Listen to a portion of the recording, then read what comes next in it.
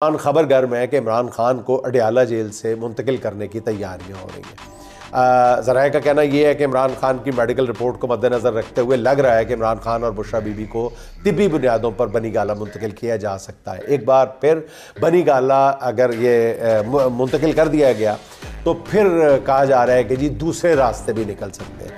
इस पेशगोई को ज़हन में रखते हुए अलीमा खान साहिबा का ये बयान सुने, जिनका कहना यह है कि ये 14-14 साल की सज़ाएं हवा में उड़ जाएंगी। हम लोग अजीम इस्तकबाल की तैयारियां कर रहे हैं। वक्त तब्दील हो रहा है और अल्लाह का असल प्लान है, वही असल प्लान है जो अल्लाह का प्लान। एक खबर है कि इमरान खान के बेटों को पाकिस्तान का वीज़ा नहीं दिया जा रहा। अब बरतानवी हुकूमत ने सुलेमान और कासिम को मशवरा दिया है कि वो बरतानवी पासपोर्ट पे पाकिस्तान का वीज़ा अप्लाई करें। बरतानवी हुकूमत ने कहा है कि अगर आप बरतानवी पासपोर्ट पर वीज़ा लगवाएंगे तो आपको कौंसलर तक रसाई भी दी जा सकेगी।